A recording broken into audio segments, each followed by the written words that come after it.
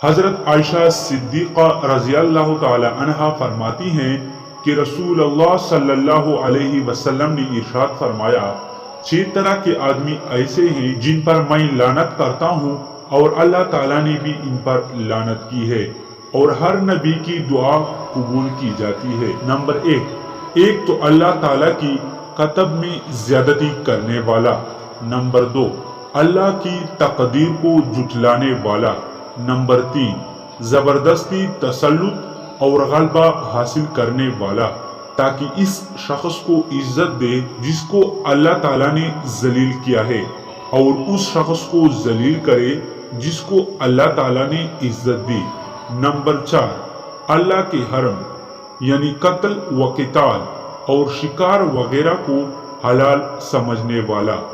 Number 5، میری اولاد کے حق میں اس چیز کو حلال جاننے والا جس کو اللہ نے حرام قرار دیا۔ نمبر 6، میری سنت کو ترک کرنے والا۔ حضرت عبداللہ بن مسعود رضی اللہ تعالی عنہ فرماتے ہیں کہ رسول خدا صلی اللہ علیہ وسلم نے جنگ بدر کے دن مجھ کو ابو جہل کی تلوار میرے حصہ میں زائد دی اور ابو جہل کو عبداللہ بن مسعود رضی اللہ تعالی عنہ نے قتل کیا تھا۔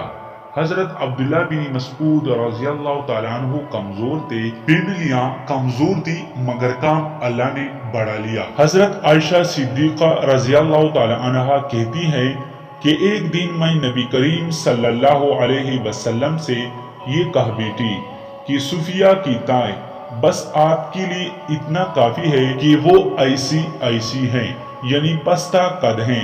رسول خدا صلی اللہ علیہ وسلم نے میری یہ بات سن کر ناگواری کے ساتھ فرمایا، تم نے اپنی زبان سے ایسی بات نکالی ہے کہ اس کو دریا میں ملایا جائے تو بلا شبہ یہ بات دریا پر غالب آ جائے۔ حضرت واصلہ رضی اللہ تعالی عنہ کہتے ہیں کہ رسول خدا صلی اللہ علیہ وسلم نے فرمایا، اپنے مسلمان بھائی کی تکلیف پر خوشی مت ظاہر کرو، ہو سکتا ہے تمہارے بیجا خوشی سے ناراض ہو کر اللہ تعالیٰ اس پر رحمت نازل کر دے، یعنی اس کو مصیبت و آفت سے نجات دے دے اور تمہیں اس آفت میں مبتلا کر دے۔ سبحان اللہ و بحمدہ سبحان اللہ العظیم۔